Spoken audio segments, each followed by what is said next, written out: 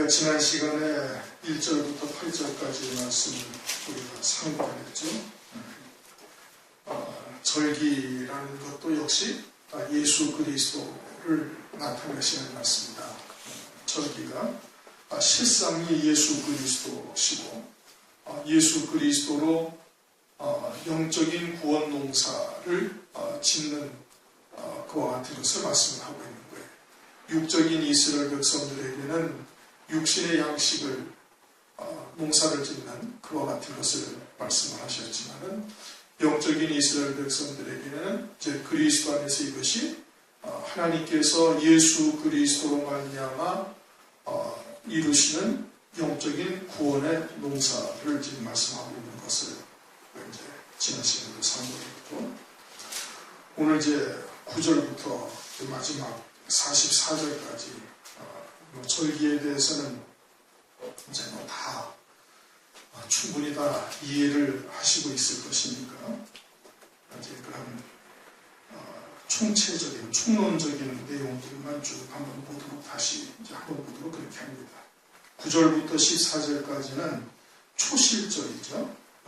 10절 보면은 너희의 곡물의 첫 이삭 한 단을 제사장에게로 가져갈 것이요. 그래서 처음 익은 곡식 한 단을 제사장에게 가져가서 흔들라. 그리고서는 이것이 이제 초실절이라는, 그래서 이제 초실절이라는 이름이 지어진 것이고, 주어진 것이고, 이것은 6월절, 그 다음 날이 무교절, 그리고 그 다음 날이 초실절로 이렇게 연속해서 세 절기가 이루어지고 있는 것이죠. 초실절도 역시 마찬가지로 6월절이 그리스도께서 6월절을 양이 되신 것이고, 무교절이 무교절이고 주님이 그와 같이 진실하고 순전함에 누룩 없는 떡, 진리의 말씀을 의미하는 것이고, 초실절도 역시 누구를 말씀하시는 거예요? 예수 그리스도를 말씀하는 거예요. 그래서 고린도전서 15장 20절, 그러나 이제 그리스도께서 죽은 자 가운데서 다시 살아 잠자는 자들의 첫 열매가 되셨도다. 그리스도께서 부활하셔서 부활의 첫 열매가 되심을 말씀하고 있는 거죠. 그래서 초실절날 주님이 부활하신 거예요. 6월절날 6월절 양으로 죽임당하시고 무덤에 묻히셨다가 초실절날 부활의 첫 열매로 부활을 하셨다 이겁니다. 그러면 주님이 초실절날 부활의 첫 열매가 되심으로써 이 절기가 다 완성이 된 것이냐, 끝난 것이냐, 그것이 아니라 우리들의 구원과 관계가 있는 거예요. 우리들의 구원과. 그래서 곡식 한 알을 갖다가 드리는 것이 아니라 한 단을 드린다 이겁니다. 곡식 한 단에 무수히 많은 오리 이삭이 안개가 들어가 있잖아요. 곡식을 한 단을 드린다. 그런 것은 그리스도께서 부활의 첫 열매가 되셨을 뿐 아니라 그와 같이 첫째 부활의 영광이 이제 그렇게 부활에도 그와 같이 순서가 있는 것이죠. 이게 고린도전서 15장 23절 이하에 보면 순서가 있어요. 그렇죠? 그러나 각각 차례대로 드리니 먼저는 첫 열매인 그리스도요, 다음에는 그리스도 강림하실 때에 그에게 붙은 자요, 그 후에는 나중이니 저가 모든 정사와 권세와 능력을 멸하시고 나를 아버지 하나님께 바칠 때라. 부활에도 주님이 부활의 첫 열매가 되셨고, 그 다음에 주님이 강림하실 때 그에게 붙은 자들이 먼저 부활을 하고 그 후는 나중이다 이렇게 말씀을 하고 있죠. 주께서 재림하실 때 그에게 붙은 자들이 있다? 그것이 부활로 온다는 말씀이거든요. 이 부활의 순서를 지금 고린도전서 15장 23절에 말씀하시는데, 처음은 그리스도요, 그 다음에는 그리스도가 재림하실 때 그에게 붙은 자요, 그리고 그 다음이 나중이다 이겁니다. 그러면 성도들의 부활도 두 개로 나뉘어지는 거예요. 그 첫 번째로 부활하는 자들은 주님이 재림하실 때 그에게 붙은 자다. 그것을 요한계시록 20장 4절 이하에서 그것을 첫째 부활이다. 예수의 증거와 하나님의 말씀을 인하여 목배임 받은 자들이 첫째 부활을 한다 이거예요. 그리고 그들이 1000년 동안 왕이 되고 그 나머지는 그 1000년이 차기까지 살지 못하더라. 그렇게 계시록에 말씀을 하고 있죠. 그래서 그것을 첫째 부활이다. 그렇게 말씀하고 있는 거예요. 그 첫째 부활에 이르는 자들이 곡식 한 단이 되는 거예요. 곡식 한 단. 그래서 계시록 14장 4절에 사람 가운데 구속을 받아 처음 익은 열매로 하나님과 어린 양에게 속한 자들이니 그렇게 말씀을 하고 있어요. 계시록 14장에 보면 14만 4천의 종들이 시온산에 서 있다고 말씀을 하고 있어요. 그러면서 그들이 사람 가운데 처음 구속을 입은 자들이다 이거예요. 그 14만 4천은 두 증인이고 첫째 부활의 영광을 입는 모든 성도들의 대표격인 사람들이에요. 환난 날에 1260일 동안 예언의 원서를 가지고 증거한 종들이죠. 그들이 하나님과 사람 가운데 하나님과 어린 양에게 처음 구속을 받은 자들이다. 그것은 다시 말하면 첫째 부활의 영광을 입는 자들인 것을 말씀을 하고 있는 것이죠. 그래서 첫 이삭 한 단이다 라는 것은 그리스도께서 부활의 첫 열매가 되셨고 그리스도께서 강림하실 때 그에게 붙은 자들이 있는데 그들이 첫째 부활의 영광을 입는 것이고 나머지 하나님의 백성들은 나중에 부활을 한다 이겁니다. 그래서 천년하고 기진하고 백보자의 심판에 이르게 되었을 때 그때 부활을 한다. 그러니까 성도들의 부활이 두 번에 걸쳐서 있어요. 첫 번째 부활은 환난을 통해서 순교한 영혼들, 또 그의 버금가는 제자의 신앙을 가지고 있는 모든 믿음의 선진들이 그 첫째 부활에 참여하는 겁니다. 그렇게 되어지면 이 초실절의 모든 것이 다 이루어지게 된다 이겁니다. 그 다음에 이제 15절부터 21절, 22절까지는 이제 50일을 계수하여 새 소재를 여호와께 드리되 16절에 그렇게 말씀하고 있죠. 제7안식일 이튿날까지 합 50일을 계수하여 새 소재를 여호와께 드리라. 그게 오순절이라는 거예요. 합 50일이 되는 날. 언제로부터? 초실절 때로부터 50일째 되는 날. 7안식일이 지난 그 다음 날을 새 소재로 드려라. 또 다른 곡식으로 하나님께 드리라는 거예요. 그래서 오순절이다. 그렇게 말씀을 하고 있는 거예요. 이제 그 밑에 이제 제사 드리는 장면은 뭐 다 그런 것이고. 그러면서 이제 이날이 특이하게 누룩을 넣어서 구운 것을 드리라. 17절에 그렇게 말씀하고 있죠. 누룩을 넣어서 이렇게 구운 것을 드리라. 떡 2개를 가져다가 그렇게 드리라. 그러면서 오순절에 이루어진 이 뭐예요? 사도행전 2장 1절 오순절 날이 이름에 하늘로부터 급하고 강한 바람 같은 소리가 있어서 성령이 임하셔가지고 마가의 다락방에 모였던 120여 성도들에게 성령이 임하셔서 그들이 어떻게 다른 방언으로 말하기 시작하더라. 해서 성령의 충만함을 입고 오순절이 실상이 그리스도를 믿는 자들에게 임하는 성령으로 말미암아 성취된 것을 말씀하고 있는 거예요. 그래서 성령이 너희에게 임하시면 너희가 권능을 받고 예루살렘과 온 유대와 사마리아 땅끝까지를 내 증인이 되리라면서 점진적으로 퍼져나가는 역사를 말씀했던 것처럼 누룩이 그와 같은 것을 상징하고 있는 것이죠. 그래서 오순절날은 뭘 말하는 거예요? 성령이 임하신 것을 말하는 거예요. 이것은 구약의 요엘서 2장 17절에서부터도 말씀을 하고 있죠. 모든 육체에게 내가 내 영을 부어주리니 저희가 자녀들은 예언할 것이고 청년들은 환상을 보고 늙은이들은 꿈을 꾸리다 해가지고 성령이 임하시는 거예요. 그리스도를 믿는 자에게 율법 외에 하나님의 의이신 그리스도를 믿는 자에게 그들이 모든 죄 사함과 정결함을 입은 것으로 하나님께서 보시고 하나님의 의를 입은 자로 보시고 거룩하신 성령이 임하시게 되시는 거예요.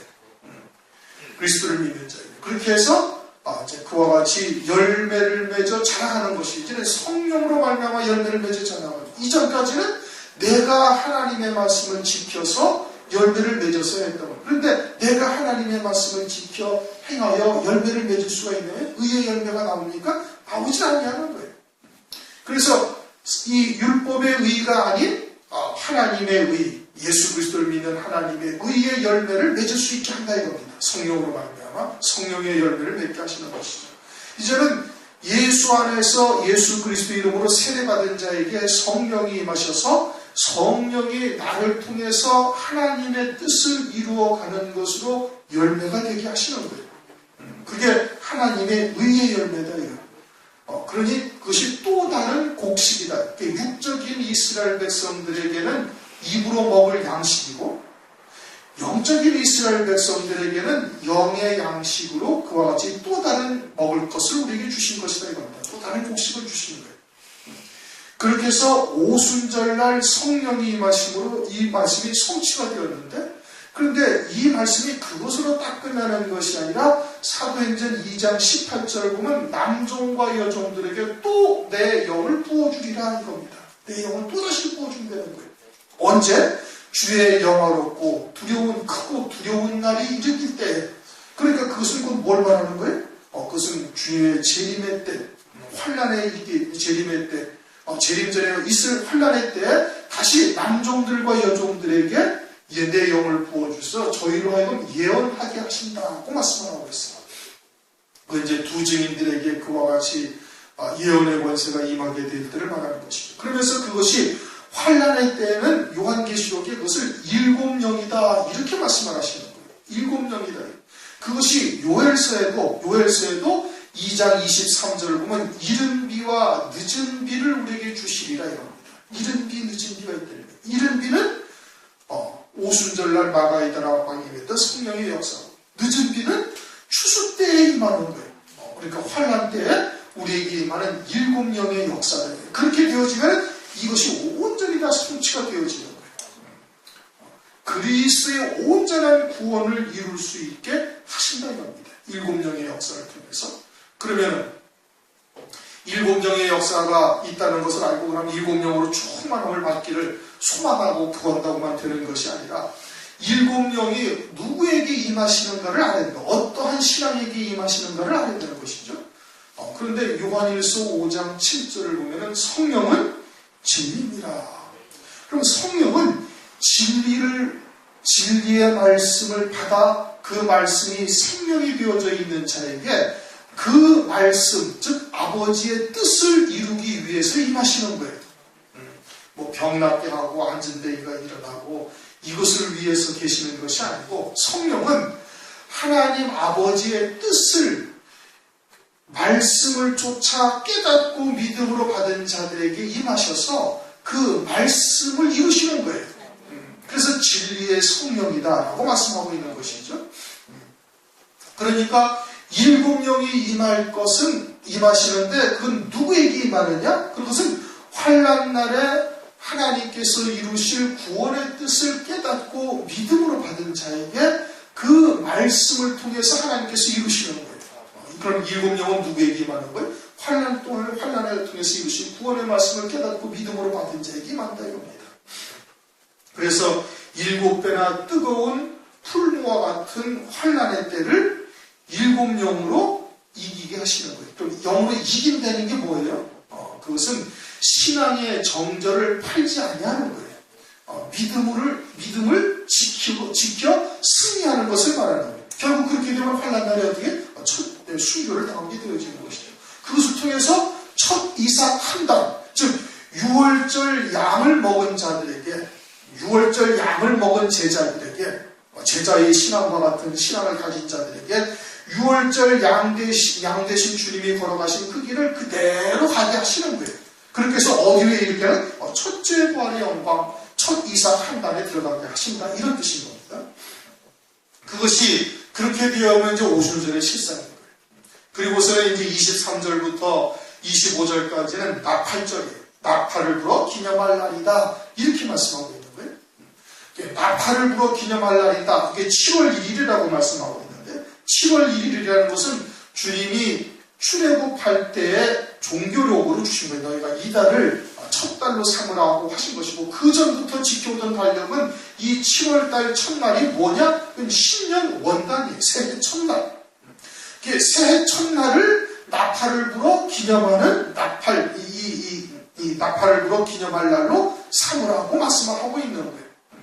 그것은 오늘날 그리스도 안에서 뭘 말씀하시는 거예요? 이것은 마태복음 24장 30절 이하에 말씀하시는 것처럼 주님의 재림의 때를 말씀하고 있는 것이죠. 주님의 재림의 때. 주님의 재림의 때 이제 큰 나팔 소리와 함께 주님께서 임하실 것을 인자의 징조가 보이리라. 그렇게 말씀하시면서 나팔을 불 것을 나팔 소리와 함께 오실 것을 말씀하고 있죠. 마태복음 24장 30절. 그때의 인자의 징조가 하늘에서 보이리니 하면서 31절. 저가 큰 나팔 소리와 함께 천사들을 보내리니 하면서 주님이 재림하신다. 데살로니가전서 4장 16절에도 주께서 천사와 천사장의 소리와 하나님의 나팔로 치니 하늘로 쫓아 강림하시리니. 그래서 나팔절이라는 것은 주님께서 큰 나팔 소리와 함께 재림하시는 것이요, 그렇게 되어지면은 이 세상은 새하늘 새 땅으로 옷을 갈아입듯이 갈아입고 그리스도의 나라가 돼요. 그리고 마귀는 무저갱이 갇히고, 그래서 그리스도의 나라로서 이제는 신년 원단과 같은 첫날, 세대 첫날과 같은 그날을 맞이하게 되어질 것을 영적으로 계시해 준다 이겁니다. 나팔절. 그러니 오순절날 7명의 충만함을 입고 6월절 양으로 걸어간 그 하나님의 제자의 신앙, 주님의 제자의 신앙과 같은 길을 걸어간 자들이 이날 어떻게 되냐면, 이날 제 첫째 부활, 첫 이삭 한 단이 실상으로 딱 나타나는 날이 되는 거예요. 첫 이삭 한 단이 이날 신령한 몸을 입고 주님과 함께 그에게 붙은 자가 되어져서 다시 새롭게 새하늘 새 땅이 된 이 땅으로 오게 되어지는 그와 같은 날이 되어진다 이겁니다. 그것이 나팔을 불어 기념할 날이다 이겁니다. 그런데 이제 문제는 이제 여기에 있는 것이죠. 이제 오순절까지는 이미 성취가 되어진 절기고, 나팔절부터는 아직 이루어진 절기가 아니에요. 그래서 요한복음 4장 35절을 보면 너희가 넉 달이 지나면 추수할 때가 이르겠다 하지 않느냐 이렇게 말씀하십니다. 언제로부터 넉 달? 오순절로부터 넉 달이 지나면 추수할 때가 이른다. 그 추수할 때가 이르겠다라는 것은 뭘 말씀하시는 거예요? 이제 적그리스도의 환란을 통해서 추수하시고, 그리고서는 주의 재림, 큰 나팔 소리와 함께 주께서 재림하실 때가 되어진다라는 것을 말씀하고 있는 것이죠. 그럼 그 넉 달 농사의 기간이 언제를 말하느냐? 그것이 이제 이방인의 구원의 때를 말하는데, 이방인의 구원의 때가 마냥 있는 것이 아니라 로마서 11장 25절을 보면 이방인의 충만한 수가 차게 되어지면은, 그러면은 다시 구원이 어디로 가? 이스라엘 백성에게로 넘어간다라고 로마서 11장 25절 이하에 쭉 말씀을 하고 있어요. 그래서 환란을 통해 가지고 구원이, 이방인의 구원이 끝나고, 그리고서는 유대인에게로 구원이 넘어가게 되어짐을 우리가 요한계시록을 통해서 이미 알고 있는 사실이죠. 그것은 사사기서를 통해서도 우리에게 계시하고 있어요. 사사기서 6장 기드온의 때에 기드온이 미디안 군대로 나와서 싸우라 그렇게 말씀하고 있으니까, 기드온이 하나님 앞에 표적을 보여주십시오. 그러면서 타작마당에 양털 한 움큼을 갖다가 놓고 양털에게만 하나님 오늘 밤에 이슬이 내리게 하고 마당은 아주 바짝 말르게 하시옵소서. 이게 그대로 하나님께서 역사하시는 거예요. 그 다음날은 그 반대로 하니까 또 양털을 뽀송뽀송하고 마당에만 하나님의 이슬이 촉촉하게 내린 거예요. 그럼 그것이 뭘 말하느냐? 그 양털은 누구를 말하는 거예요? 이스라엘 백성들을 말하는 거예요. 깨끗한 정결한 자들로 하나님께서 그들을 만들어 놓으셨죠. 어떻게? 율법을 주셔가지고. 그래서 그들에게로 하나님의 은혜가 처음에는 임했고, 그 다음에는 타작마당에 은혜가 임한 거예요. 이방인의 구원의 때가 된 것이죠. 그러다가 이제 마지막에는 그 모든 이스라엘 백성들, 영적인 이스라엘이든 육적인 이스라엘이든 모든 구원이 다 끝이 난다 이겁니다. 아모스서 8장 1절 2절 여름 실과를 보여주면서 이제는 이 여름 실과, 여름의 때가 되어지면 어떻게 된다? 모든 이스라엘 백성들의 구원을 다 끝내시겠다 이겁니다. 그리고서는 무화과 나무의 비유가 이제 여름이 되면은 주의 재림이 아주 문 앞에 이른 줄 알라 하면서 하나님의 말씀을 짝을 딱 맞추어 주십니다. 오늘날 그러한 때를 살고 있는 것이죠. 나팔절이 아주 참 중요한 절기인데, 오늘날 교회들이 이 나팔절을 거의 다 기억을 못하고 있어요. 그 다음에 26절부터 32절까지는 속죄일인 겁니다. 27절 7월 10일은 속죄일이니, 속죄일이라는 것은 하나님께서 이스라엘 백성들의 이 제사의 법도를 따라서 늘 죄가 생각나면은 가서 하나님 앞에 번제 제사와 속죄 제사를 드리고, 그래서 정결함을 입었던 건데, 그런데 우리가 죄가 생각나고 하나님 앞에 회개하는 것이 우리가 지은 모든 죄가 다 생각나서 그대로 이스라엘 백성들이 가서 회개하고 속죄 제사를 드렸느냐? 그렇지 못하고요. 오늘날 우리도 그런 거거든요. 율법은 하나님의 법이고 하나님처럼 지키지 아니하면 다 죄인 거예요. 이제는 그리스도 안에서 우리가 그리스도의 의를 입고 있지만은 로마서 14장 23절에 뭐라고 말씀하고 있는 거니? 믿음으로 하지 아니한 모든 것이 다 죄다 이거. 그러니까 그냥 죄악을 물 마시듯 먹고 살면서도 다 깨닫지 못하고 그저 그냥 아주 일부분 극히 조그만 것만 주님께서 성령께서 생각나게 하셔가지고 회개하는 거예요. 이스라엘 백성들도 그런 거예요. 그래가지고 이 속죄일이라는 날을 두셔가지고 하나님께서 대제사장이 자기부터 그동안 깨닫지 못했던 모든 죄를 위해서 제사를 드리고 이스라엘 온 회중을 위해서 다시 또 제사를 드리고 그렇게 온 민족적 회개하는 날이 이 속죄일이다 이거예요. 그리고서는 대제사장이 향로를 들고 지성소를 딱 들어가는 거예요. 그래가지고 지성소는 어디가? 하나님이 계신 곳이 하나님의 임마누엘 하신 곳. 그곳을 들어갔다가 살아서 나오는 거예요. 그게 죄사함을 받았다는 증거죠. 그것은 그림자고 이제는 예수 그리스도께서 휘장을 딱 찢어 놓으셨단 말이에요. 십자가에서 주인이라고 하시고 예수 그리스도 안에서 우리가 그와 같은 영적으로는 죄사함을 입은 거예요. 그런데 이것이 온전히 이루어지는 때가 어디예요? 우리는 지금도 요즘 죄를 지금 짓고 있잖아요. 그러니 이 온전히 이루어지는 때가 언제냐? 그것은 이 나팔절 이후에 주의 재림의 때 그 앞에 선 자들에게 이루어지는 거예요. 그것은 첫째 부활의 영광을 입은 신령한 몸을 입은 자들에게 그것이 이루어지는 거예요. 왜 그들에게 이루어지느냐? 그럼 다니엘서 9장 24절에 이렇게 말씀을 하고 있습니다.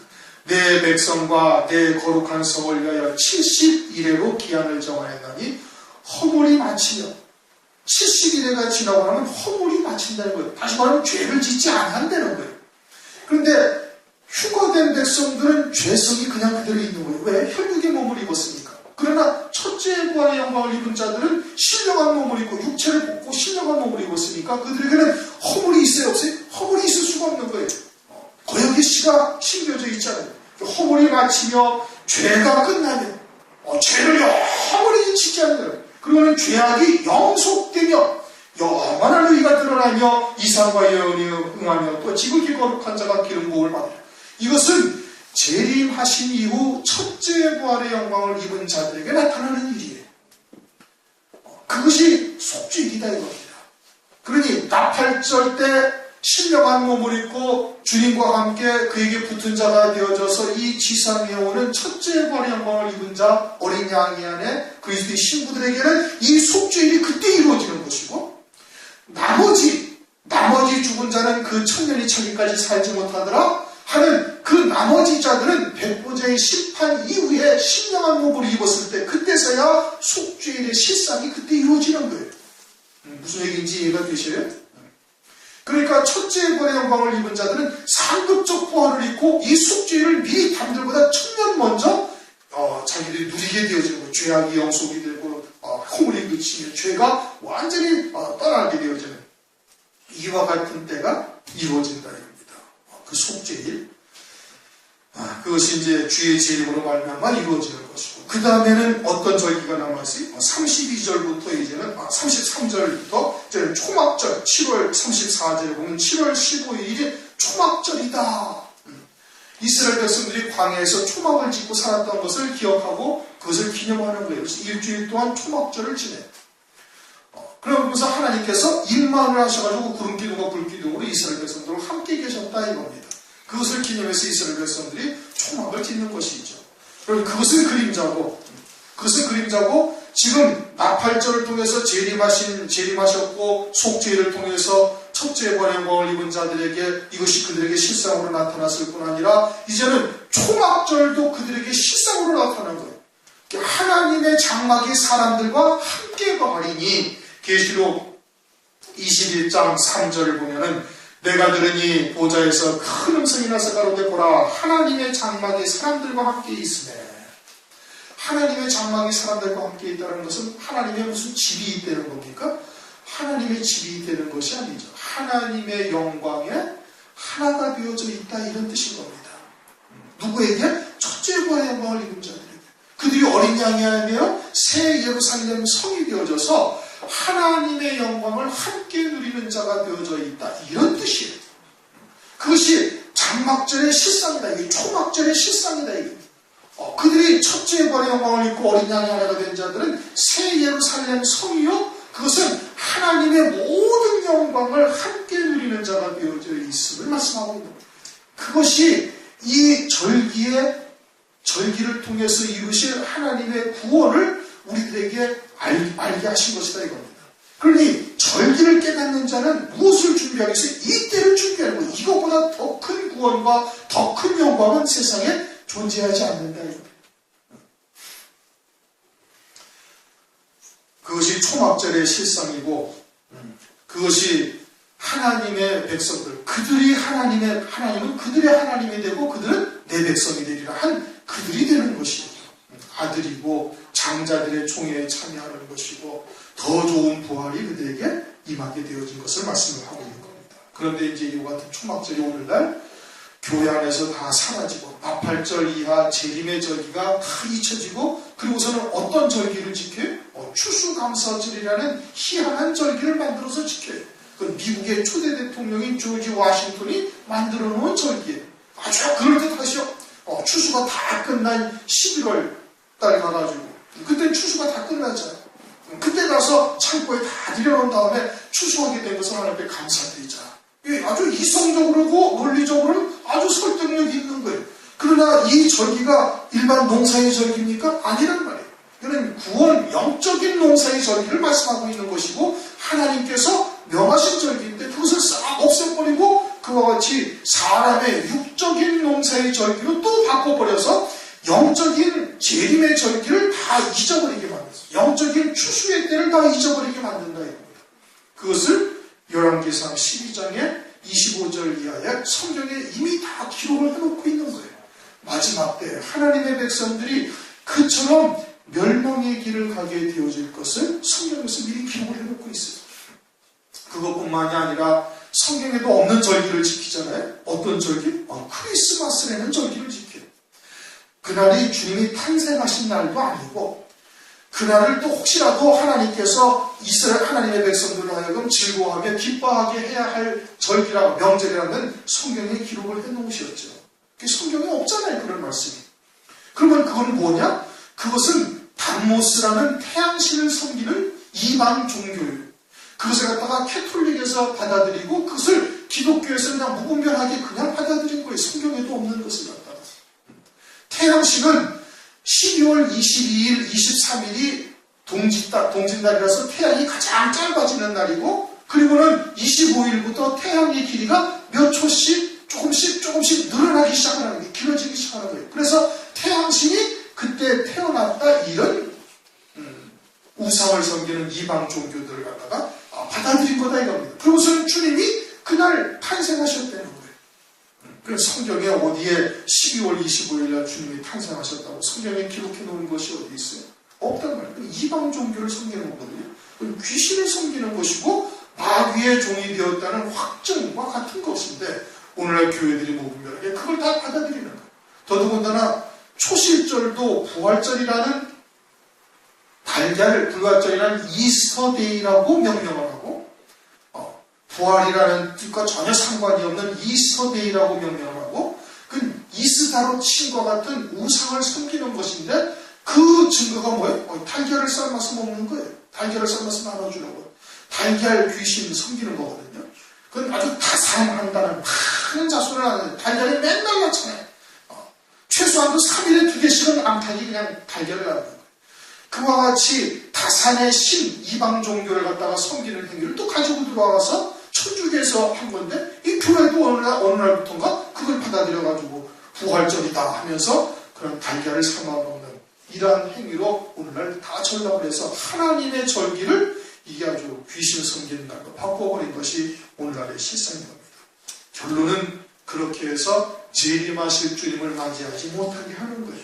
그래서 마지막 재림의 절기를 싹 잊어버리고 오순절까지는 그냥 다 그대로 지키고 있으니까 안 되니까요. 그런데 이 마지막 나팔절, 속죄일, 그리고 초막절이라는 이 재림의 절기를 다 망각하게 만들어서 주의 재림을 대비하지 못하게 하는 거예요. 깨어있지 못하게 하는 거예요. 그래서 어둠에 속한 자로 다 빠뜨려버리는 거예요. 하나님의 자녀가 빛의 자녀의 낮에 속한 자라면 깨어있어야 할 터인데 깨어있지 못하고 어둠 속에서 잠자는 신앙으로 다 전락하다가 결국은 주의 재림 때 홍수물에 빠져 죽어가는 자들이 되는 것이지. 그렇게 해서 이제 절기를 다 끝내고 39절을 가면은 그 초막절을 토지 소산을 거두기를 마치거든 하면서 이제 수장절이라는 이름을 이제 그렇게 해서 붙이는 겁니다. 모든 토지 소산을 다 거두어서 창고에 들인 다음에 감사하는 절기다. 그것은 무엇을 우리에게 말씀하시는 거예요? 우리가 이 땅에서 열매 맺은 것은 단 하나도 잊어버리지 아니하고 하늘나라의 창고에 그대로 다 하나님께서 기억하고 그것 그대로 상급을 베푸신다는 것을 우리에게 보여주시는 거예요. 그러므로 작은 소자 하나에게도 냉수한 것, 작은 소자에게 냉수한 것을 준 것까지도 하나님께서 잊지 않으신다 말씀을 하고 있죠. 그러니 우선은 내가 그러한 마지막 때에 따른 말씀으로 그러한 온전한 생명으로 세워져야 되는 것이고 그리스도의 형상으로 세워져야 되는 것이고 세워져서 그 말씀이 내게 생명이 되었으면 아주 그냥 이 토설치 아니하면 답답하여 견딜 수 없는 자가 되는 거예요. 그럴 때는 어떻게? 성령의 감동하심에 따라서 전하는 자가 되어야 되는 겁니다. 그렇게 열매 맺은 것은 반드시 하나님께서 갚아주신다. 40절에는 여러 가지 나무, 너희가 아름다운 나무 실과와 종려한 가지와 무성한 가지와 시내버들을 지어야 너희 하나님 앞에서 7일 동안 초막을 그걸로 지어라. 여러 가지 나무가지, 종려가지 또는 보드나무가지, 과실나무, 기타 등등으로 초막을 지어라.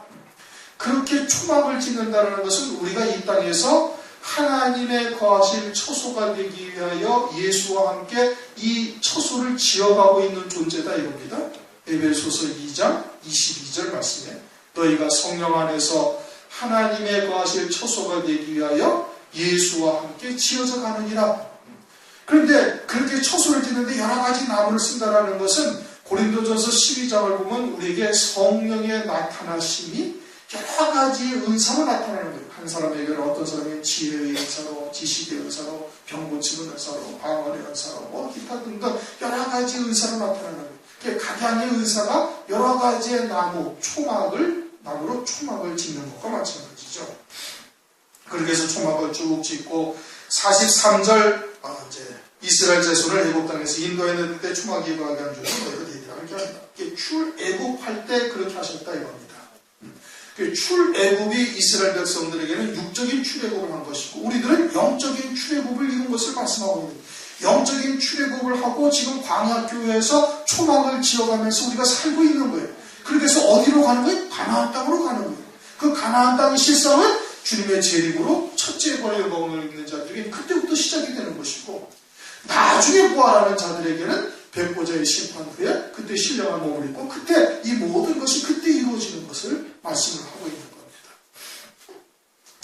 우리 교회에서는 이 절기에 대해서는 이제는 어디서든지 설명할 수 있을 정도가 되어야 되는 거예요. 그렇잖아요? 그동안 10여 년을 넘게 해마다 한 번씩은 다 지나가면서 우리가 다 상고를 이게 지난번에 말씀을 드린 것처럼 성경의 절기에 관한 내용에 대해서는 더 이상 찾아볼 곳이 없을 정도로 설명을 다 해드린 거예요. 이래도 절기가 뭔지 아직도 맹숭맹숭하고 뭔지 잘 모르겠다. 이거 참 이러면 큰일인 겁니다. 정말 설교 시간에 설교 하나도 안 들은 거예요. 벌써 이게 몇 년이 지났는데 그리고 해마다 한 번씩은 반드시 지나가면서 꼭 다시 한번 되사기고 성경을 찾아와서 그 절기를 우리가 기억하고 기념하고 그러고 있는데 지금도 절기가 뭔지 잘 모르겠다면은 그러면 참 곤란한 거예요. 그 정도 되면 그렇게 이야기하시는 분이 혹시 있다면 목사 힘 빠지는 겁니다. 이렇게까지 설명을 했는데도 지금도 절기가 난 잘 모르겠어요. 그러다면 큰일인 거예요. 재림의 절기가 이제 시작될 때가 얼마 남지 않았어요. 그렇죠? 우리가 더욱더 전심전력으로 어린 양의 생명체에게 농용이 될 것을 위해서 기도하시고 말씀을 쫓아 믿음으로 살아가도록 자신을 복종시키시고 그리고서는 그 말씀이 우리에게 생명이 되어져서 토설치 아니하고는 답답하여 견딜 수 없는 자가 되기까지 가야 돼요. 그래야 환난날에 사명을 감당할 수가 있는 거예요. 그것은 모든 삶의 초점을 거기에다 다 맞추어야만 되는 일인 겁니다. 아직은 때가 멀었거리니 하면서 생활의 염려로 또는 술 취함과 방탕함으로 살다 보면은 덫과 같이 그날이 딱 임하게 되는 거예요. 언제 임할지 모르는 거예요. 내년에 시작을 할지 5년 후에 환란이 시작이 될지 아니면 한 20년쯤 후에 시작이 될지 그러나 그 그렇게까지는 안 가는 겁니다. 그러면 어떻게 돼? 이야, 심각한 거지. 만약에 예를 들어서 20년쯤 후에 환란이 시작된다라고 생각을 하더라도 지금부터 부단히 말씀을 가지고 쫓아가야 가능할 수도 있을지도 몰라요. 그만큼 절박한 거예요. 그만큼 쉽지 않냐는 거예요. 왜? 마귀는 그 때를 알고 있으니까 더 미혹하고 어떻게든 택하신 백성들을 갖다가 그와 같은 믿음의 자리에 서지 못하도록 온갖 방법으로 역사하는 게 가장 약한 건 너무 잘 알아요. 계속 그런 것으로 우리를 갖다가 실족하게 하고 넘어지게 하고 또는 유혹해가지고 자꾸 처지게 만들고 또는 곁뒤로 자꾸 한 발씩 한 발씩 빠져가게 만드는 거예요. 그리고 예전에 신앙생활 하던 사람들보다 훨씬 어려운 거예요. 차라리 초대교회는 아예 처음부터 목숨을 내놓고 시작을 했으니까 오히려 순교하기가 더 간단할 수 있을지도 몰라요. 그러나 지금은 그렇지 않은 거예요. 그렇지 않아요. 침상 가운데 계속해서 자꾸 던지는 역사가 있다 이겁니다. 그러니까 아주 영적으로 정신을 바짝 차리고 깨어있지 않냐면 자신도 모르는 사이에 어느덧 보면은 한참 떨어져 나와 있고 어느덧 보면 또 한참 겉으로 나와 있는 이렇게 되어지는 거예요. 그렇게 부단히 말씀을 듣고 부단히 스스로를 돌아보고 그리고는 자신을 계속해서 복종시켜 나가지 아니하면 어렵다요. 만약에 한 5년 후쯤 환란이 시작된다면 여러분 어떻게 하시겠어요? 감당하실 수 있을 것 같습니까? 지금 상태로 가면 전부 다 여러분 장담하시네? 그거 장담 못하는 겁니다.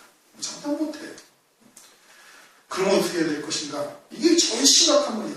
아무리 돈을 많이 벌어놓고 세상에 수출세 왔다 할지라도 그때 가가지고 진술표 딱 받고 진술 경배하면 그때 끝이. 이제까지 신앙생활 아무리 잘하고 내가 주를 위해서 얼마나 충성했는데 다 소용없는 거예요. 끝난 거예요.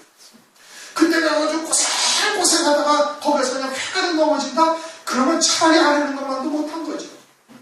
이왕 시작하고 때가 다 되었다는 것을 이왕 깨닫고 믿고 있다면 그냥 올인 해야 되는 모든 것을 거기에다가 딱 걸고 그것을 위해서 해야 되는 거예요. 그러면 하나님이 그 나머지는 하나님이 보장하신다는 거예요. 먼저 그의 나라와 그의 의를 구하라. 그러면 이 모든 것을 너희에게 도와시라. 근데 자꾸 내가 생각하고 계산하고 이렇게 할까 저렇게 할까 모든 것을 갖다가 그냥 계산하다 보니까 그걸 못 따라가는 거예요. 하나님의 말씀을 믿는 믿음으로 사시기를 축원합니다.